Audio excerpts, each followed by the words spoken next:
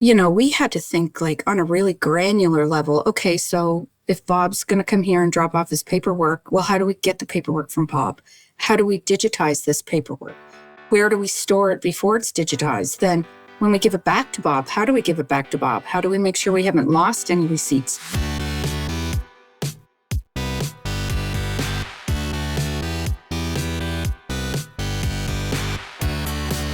You're listening to The Successful Bookkeeper with your host, Michael Palmer. Listen each week as inspiring guests share their secrets of success to help you increase your confidence, work smarter, and build a business you love.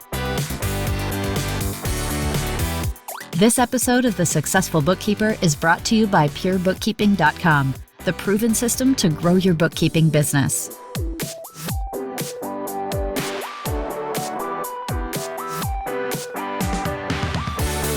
Welcome back to the Successful Bookkeeper Podcast. I am your host, Michael Palmer, and today's show is going to be a fantastic one. Our guest is the owner of Pathfinder Bookkeeping and Tax. She's also a Pure Bookkeeping licensee, Julie Walters. Welcome to the show. Well, thank you for having me. Glad to be here. It's great to have you, Julie. And for those of our listeners that don't know you yet, they're about to get to know you. Let's start off with a little bit of your career journey leading up to this point. How did you end up doing what you're doing now? Well, I probably, like a lot of people, I stumbled into bookkeeping rather accidentally. I had worked in tourism for really my entire career. My parents are entrepreneurs. They owned a resort. And I worked there my entire life, working in reservations in the back office. And then after university, I kept working in tourism, and I ended up working for a cruise line as the director of reservations. And I ended up getting pregnant like later in life, about 35. And after I gave birth, my son was about 6 weeks old. The company I worked for went out of business. Oh, wow. So I had a brand new baby and a lifetime of experience in tourism, and thought, oh my gosh, like, what am I going to do? So I talked to my husband, and he was like, you have mat leave. Like here in Canada, we have maternity leave. He said, well, stay home, finish it out, and let's see what happens. So at the end of my maternity leave, I went back to work. I found just a temporary job to kind of see me through, to see what I wanted to do. And my dad, who was a CPA, said, well, Julie, why don't you come and work for me, and I can teach you what I know, and you can buy the business from me when I'm ready. And after I tried a couple of things and nothing had really kind of gelled. So I was like, you know what? Sure, I'll do this. And that's what I did. And I started at the very beginning, day one, like coding bank statements and learning what a chart of account was, and just going from there, and then doing a lot of courses and training and on-the-job training and courses through CPA Canada. And about 4 years after that, I ended up buying half of his business. And the first purchase I made actually was the Pure Bookkeeping license. Wow. I do remember you talking about buying your father's business. And so that's now, how long ago was that now? It was November 2019, so 4 years ago. 4 years ago. Wow. Yeah. So quite a journey. I'm always curious to know the ups and the downs when you make a transition like that. You went and started with your father's business. What were some of the highs and lows going through that stage? It was really interesting from a technology perspective. So I'd worked in pretty high-tech industry before. So I ran a call center. We were all, all VoIP, like we used cloud-based software. And I came back to a smaller accounting practice. Everything was in Sage. Everything was paper-based. So kind of trying to take myself back and then kind of push the practice forward at the same time. So that was really kind of interesting. And then too, like just managing like intergenerational work habits and intergenerational perspectives, and then getting to know clients and working in a smaller environment. So there's a lot that I really enjoy about it. And it was a great decision, but it was certainly a change going from a more of a corporate world to working out of my parents' office and seeing them every day. That's right. Well, there's the intergenerational challenges for sure, but then also you couple with family. You were working for your family. What was that like? It was interesting. So it was really good. I'd worked for my parents before, so I knew kind of what I was getting into, but it had been probably a good 15 years since I'd done that. So they were older, so their speeds had changed a little. And my mom ended up getting sick partway through when I was working for them. So that was kind of interesting. And that was hard to manage at times, but we got through that as a family. But, whenever you work with family, you have to kind of set family aside sometimes and just do business. And then when the business is closed, you have to go back to family. And it can be really hard to turn it on and off like a switch. Like when you're at the supper table, are you talking business or are you talking personal? And sometimes we have to put rules in place, like no shop talk. And other times it's all shop talk. That's right. That's right.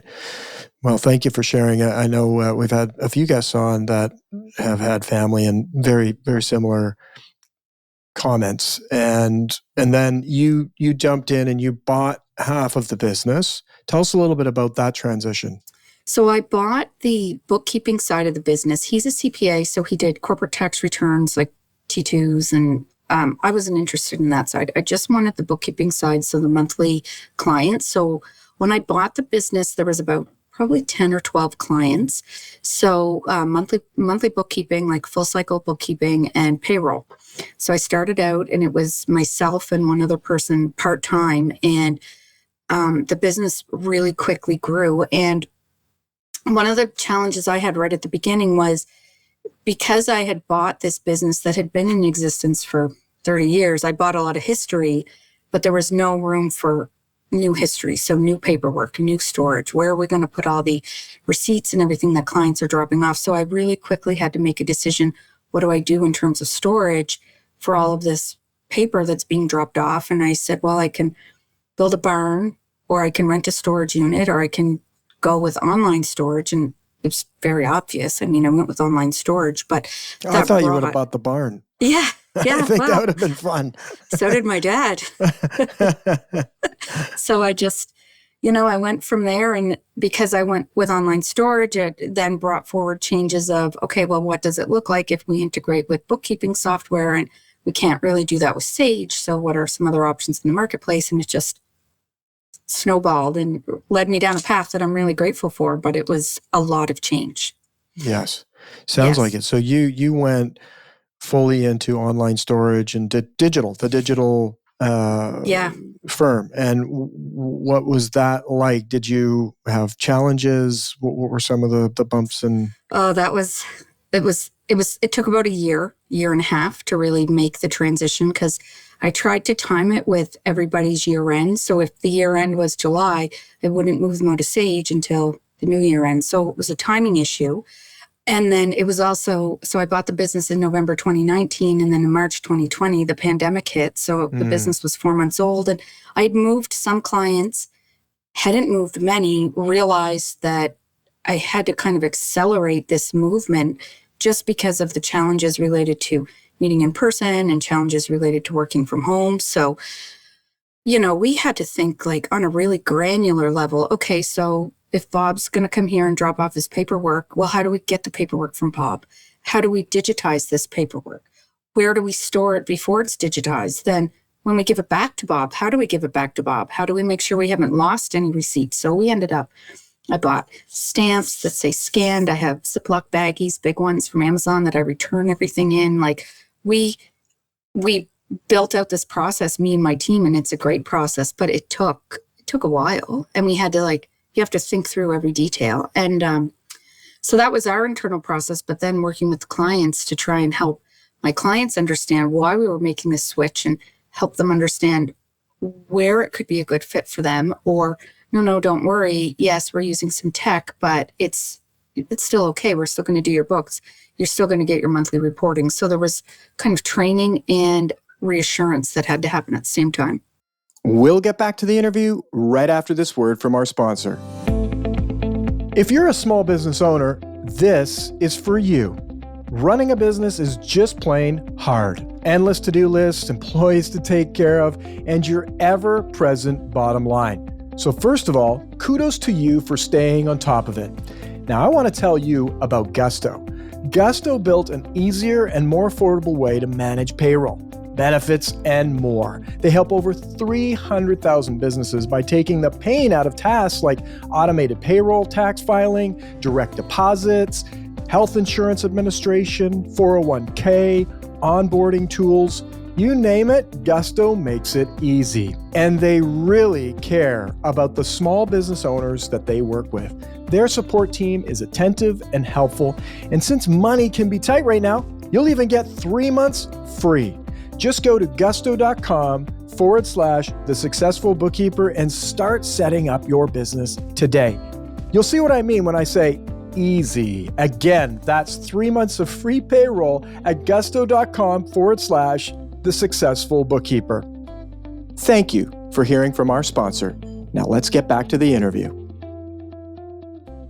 With your clients, did you find that was a big uphill battle to convince people that things should be digital, or was it smooth sailing?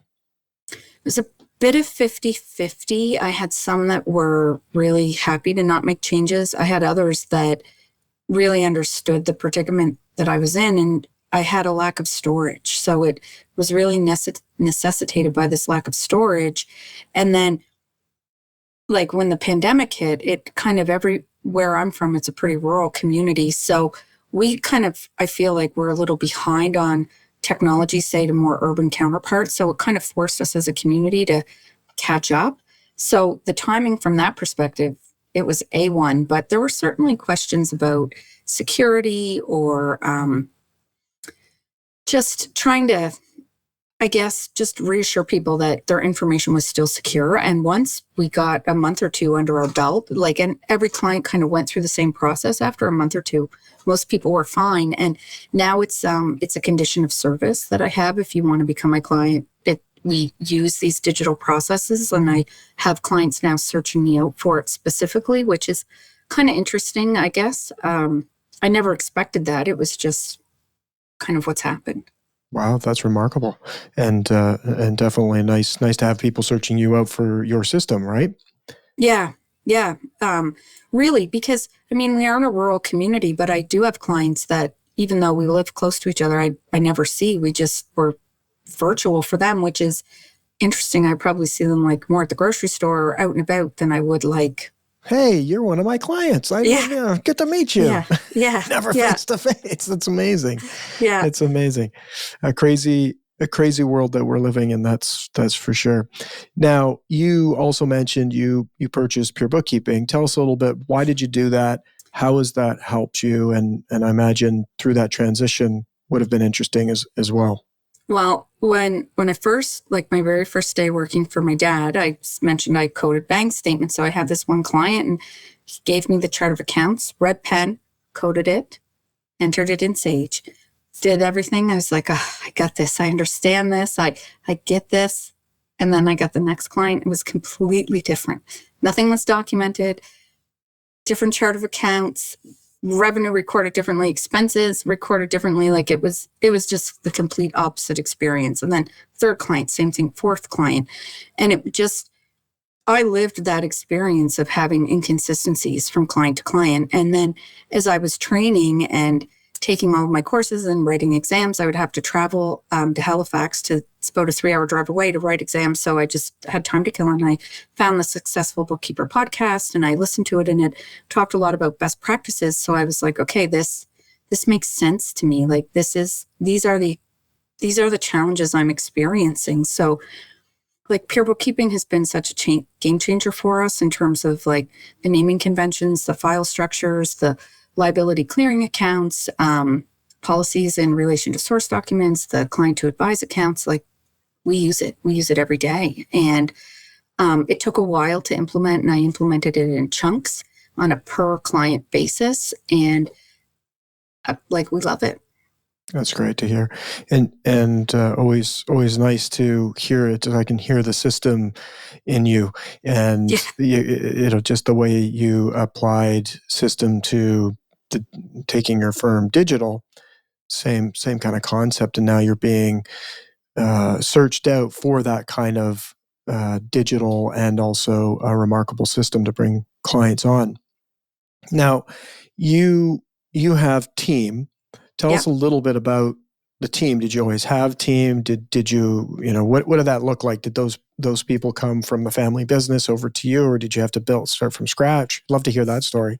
Total start from scratch. So it was pre-pandemic, 3 weeks, I think, pre-pandemic, and all of our Wow, 3 weeks things. Before the pandemic hit. Yes, 3 weeks. I hired my first team member, and it's like, I'm busy. We're heading into tax season. It's probably part-time work that I'll need you for most of the year. You'll probably have summers off, but eventually the business will grow. And so that lasted 3 weeks. And then the pandemic happened, and I didn't know what to do. And my dad was still operating his CPA practice at the time. So we met and we said, well, let's follow the government's guidelines. And I laid off my one team member and he laid off his one team member. And that lasted for about 2 weeks. And we realized both pretty quickly that the world may be going into this weird shutdown retreat, but people still need their bookkeepers. They still need accountants. So we were back at it. And after a couple of weeks, we were back in the office. And the girl that I hired, she's still here with me to this day. We built these systems hand in hand and used pure bookkeeping as a guideline for training, but also for when we implemented our own policies and practices. Okay, what are the best practices? How do we implement this? How do we consistently grow this? And I've had different team members. I do find sometimes that the bookkeeping that maybe has been done traditionally in Sage is a little different from the way that I do bookkeeping, particularly with the tech that I use. So it can be a bit of a challenge bringing on a new team member, but I'm training a new team member right now. And what I see is she has this skill set with bookkeeping. So now it's just learning the tech. And I think it's going to work out really well because that foundational knowledge is there. Mm-hmm. Absolutely. And that's an interesting journey through the pandemic and how that shifted and where it's led you to today. I'd love to hear some of the other things that happened along the way. Like what were some of the upticks? I know you mentioned lots of training, other training programs that you've done or things that you've done to help you scale your business. I also participated in Lisa Campbell's Accelerate to Advisor, and that was an amazing program. So I met with Lisa.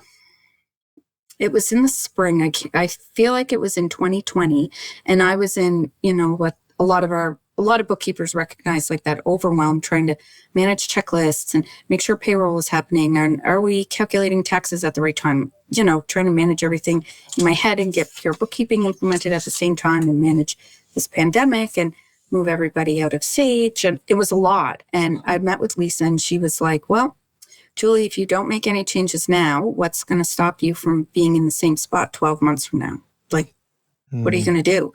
And I was like, well, I guess I got to do a lot of stuff. So I joined A2A, and best program. Can't recommend it highly enough. And there was a lot of self-reflection I found with it. Like, what are your own routines? What do you need for your business? Why are you stopping yourself from doing this? And it involved marketing, and it involved workflow management. It involved visioning for your business, but it also really got down to like the nitty-gritty details. And I liked the environment that it created too with the other members, because you could have really open and honest discussions that, sometimes they're harder to have just because you have to share a lot of like information about your business. So I've done that. I'm also certified now in Profit First. So that's been quite a great journey. And I feel that's been really helpful for my clients as well, to have that extra support and that extra guidance. And so right now I'm not registered in anything else presently, but that's kind of the two big ones that I've knocked off in the past few years.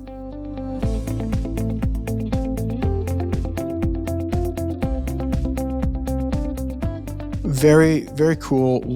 And I like your explanation of the A2A program with Lisa. Very much a holistic approach to you as the business owner and how you shift yourself that then shifts the business. I mean, there's lots of the to-dos of business are pretty much the same across, but the big difference between business to business is the owner. What's the mindset of the owner? How are you approaching the business? And so it really from your perspective, shifted how you thought about your business and the community that you built along the way. Now, growing the business, talk a little bit about growth. Like you bought a piece of your business or a piece of the business from your father. What did you do to grow or add clients from there? Were there any strategies that you used? I don't know. It's like the magic question, right? I did read the Story Brand book by Donald Miller. And that was like, it blew my mind, like how methodical and how simplistic he broke down that process. And I did attend a one-day training on that. And then I did work with a Story Brand guide to revamp my website and revamp my messaging. So I did do that. And I found that has made a difference because I did start to acquire new clients. But I think really the biggest thing that we did is we just put processes in place and routines and just tried to consistently deliver on those. And like every business, we have ups and downs, and some days we hit it out of the park, and other days we're like, well, should have added one more time, tried a little harder on that one. But I just think we're just consistent when we show up every time for our clients. Our clients are a priority, and we try to treat them with respect and kindness. And the other thing that's really important to me is when we do chat with our clients, whether it's in person or over the phone or via email, or we see them out and about, is like bookkeeping can be really scary to people. It can be really intimidating. Finances can be intimidating. People hate talking to their accountants. So we try to take that intimidation factor out of it. We try to make it so that we're very approachable. The language we use is approachable. The types of questions that we ask are approachable. They're understandable. I never want clients to be afraid to call us and ask what's on their mind. And so I think, for me, I think that's a big strength that we have, and I think that's helped lead to our growth. Mm-hmm. Absolutely. And by the sounds of it, it is one of those things that draw people to you. So it's more people find you because of the work that you've done, the relationships that you have and built through your referrals from existing clients and people you know in the community. And that's an interesting one as well around the website. So you haven't done anything specific around like a growth strategy other than, hey, let's get our messaging correct here with our website and then do great work. And that has brought you more clients. Yeah. I have I think a pretty good website. I mean, every website could use some improvements, but that was really where I focused in the messaging. And then I do have a Facebook page that we try to update on a regular basis. Sometimes more successful than other times, but that's it. In terms of like this super complicated marketing strategy or ClickFunnels or, LinkedIn sponsored, whatever. I don't do any of that. Yes, that's right. That's very exciting. So when it comes to Profit First now, you've become certified in Profit First. I'm very familiar with Profit First. I love the concept. It's been very beneficial to us as an organization, to me personally. I'd love to hear how you got into it, and how that fits into your business. Yeah. So I have a client who I teach also. I teach a course once a year called Financial Fundamentals Level 1. It's sponsored by the province of Nova Scotia, but we've branded it as a bookkeeping boot camp. So I teach this to like new entrepreneurs, basically the very basics of managing the books for your business. And I had a person in this course who recommended in passing that they had read this book and it seemed really interesting, and she had implemented it in her business and it worked. So I was like, well, that's interesting. So I went out and bought the book and read it and thought, this makes sense. This works. This clicks. So I went out over Christmas and I set up all the bank accounts, and I started doing it. And I did it for 8 or 9 months, and to see, like, could I do this? Is this sustainable? Does this work? Like, what will I have to show for it at the end? And it made such a difference that after 9 months, I was like, well, I'm going to get certified in this. And part of the reason that I decided to do that is in my prior job. So way before bookkeeping, when I worked in tourism, I worked in an economic development role. So I was the general manager of the local tourism association. I worked as an economic development officer. So it was all types of things to help further enhance the community and our local economy. But sometimes the projects we had, even though they were great, they just didn't sometimes get the traction that we wanted. And a lot of times it was either the business didn't have access to funds, or sometimes just didn't understand what they were working with. Sometimes there were impediments to like the market, just the visitor traffic wasn't there. So when I read this book, I thought like, this can help. This could do economic development in a way that we couldn't do before, because it's working one-on-one with business owners to support the business owner. And when a business owner is supported and when they have extra funds available, those funds usually funnel back into their local community. They can work with local contractors. They can do capital projects. They can volunteer. They can invest in charity. And that's what helps your community. That's where things really start to move. And that's where you see amazing things happen. So wow. I was like, this works. And that's what we've done. That's amazing. I mean, it really is. I've never thought of it that way, specifically around Profit First, but the way it's done, so clear, people understand it. You put a set of books that have been Profit First applied. I mean, in front of a bank, if you need to raise capital, whatever, it's just going to go way more smoothly. And that leads, like you say, it's a ripple effect to the community. You create better jobs, you expand businesses, more people do it. A cool little experiment that you're running is you're doing it on your own, without government, to basically client by client and do economic growth on your own, which is very entrepreneurial. Yeah. Which is what local communities need. Yeah. So that's very cool. And so what have you seen, having gotten certified and now doing the work with more people? I mean, you made a difference for you, which is always, the test, and it's made an impact on you. Tell us how that's gone now with working with clients.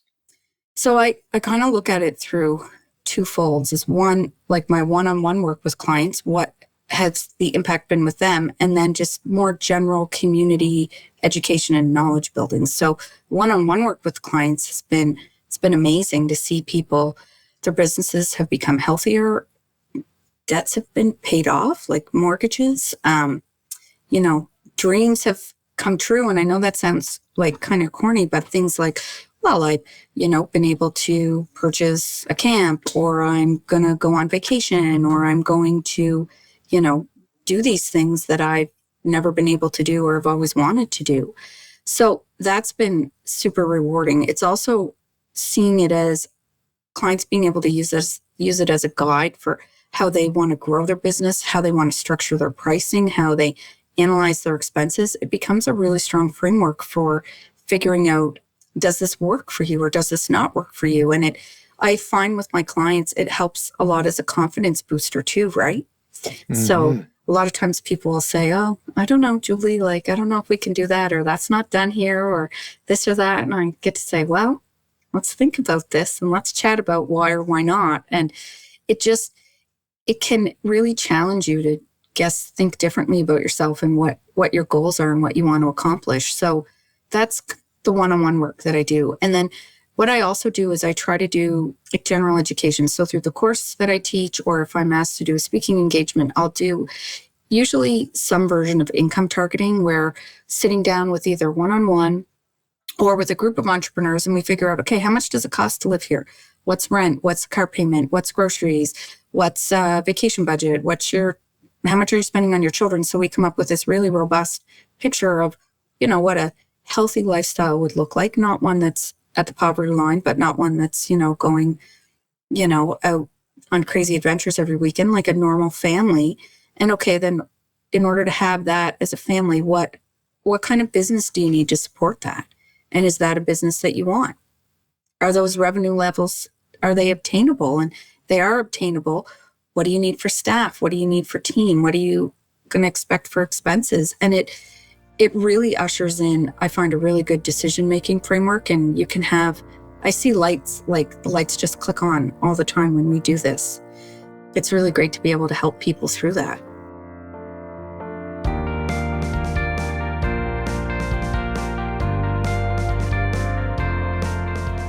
Amazing, remarkable. Love hearing that story and the difference. I can just see and imagine the difference that it's making in the community.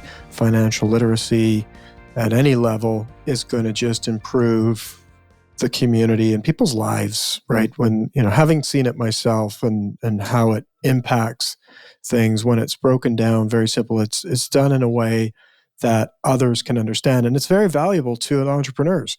And if, people talking about, do they value the work that we do?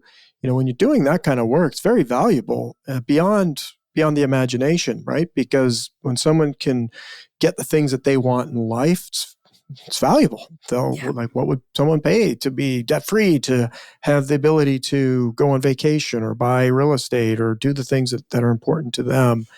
And when you can have their means work so that they get what they want, valuable. Yeah. Yeah. The other thing that we do a lot is try and focus on, okay, well, what's your plan for retirement? How long do you want to work? What's your plan for the business? Are you keeping it forever? When do you want to sell it? And having those conversations early on so that we can put appropriate plans in place, because, as an entrepreneur, there's not really a whole safety net. It's especially for small business owners, when you think, people go to the gym, or I was just talking to somebody who they, if they do group sports, it's one thing, I'm going to go to the gym, or I'm going to go for a run by myself, versus, I'm going to show up and go play pickleball, or I'm going to play tennis. Like, if you don't show up, it's like that person's standing there by themselves. There's this accountability that's created, which has them show up more times than not. I think it's very critical and important as well on the financial side, is that something like Profit First and the bookkeeping work that you're doing, it goes hand in hand. It's like, well, we've got to do all this compliance work and make sure everything's correct for tax. But if we're talking about your future dreams, what are those dreams? What are the structures? How do we hold you accountable and make sure that happens? Because often entrepreneurs left to their own devices, can get into the wrong direction. So another piece and another angle that's very valuable to not only their businesses, but the entrepreneur themselves, is providing that ongoing structure and accountability so that they end up getting what they want, like the retirement or selling their business. Yeah. Yeah, exactly. And I don't know that many go out there looking for a financial coach or accountability partner in their financial person. I think that's awakening, and some of the work that Profit First is doing to make that more apparent. It's like you have a coach for your life, your business, but a financial coach, someone who can help you with your finance. I mean, very powerful. And so hopefully we'll see more and more of that because it impacts, I think, the bookkeeping community greatly. Yeah, it does. And I think it's such a great fit for bookkeepers, because bookkeepers generally kind of have that more, I don't want to say more of a nurturing personality, but they sometimes are just, I don't know. I find sometimes business owners are more comfortable maybe telling things to their bookkeeper than they normally wouldn't disclose. And it's a great opportunity to really help and provide assistance, real true help. Yeah, absolutely. It's a fantastic add-on. And so, Julie, what is the future now for you? What does the future look like? What are you going to be focused on going forward? That's a really good question. Right now, the firm is bigger than I thought it would be, and I'm very happy with that. But what I would really like to do is just I'd really want to segue more into doing more Profit First work. For me personally, I find the bookkeeping really rewarding, but I'd like to be able to move all of the remaining compliance off of me onto my team so that I'm fully free for Profit First. That's probably, a year-long project to do, but incredibly doable. And then we'll see. I do some teaching on the side with the province of Nova Scotia, and I get a lot of personal enjoyment out of that. So we'll see.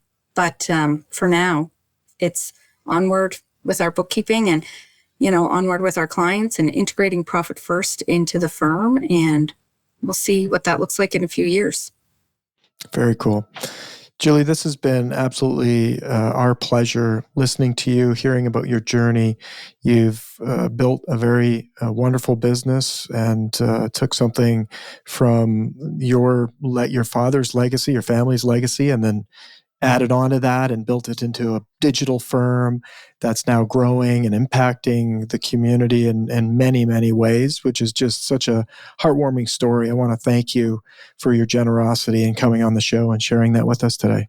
Oh, you're welcome. It was my pleasure. I'm really happy to be here. I really do appreciate the support from Pure Bookkeeping and with A2A and all the licensees. Like it's a great community. Thank you. And it's great having people like you in that community, Julie. So thank you. Well, thanks. And we really appreciate having you on the show. Okay. Well, thanks, Michael. Beautiful. And with that, we wrap another episode of the Successful Bookkeeper podcast. To learn more about today's wonderful guest and to get access to all sorts of valuable free business building resources, you can go to thesuccessfulbookkeeper.com. Until next time, goodbye.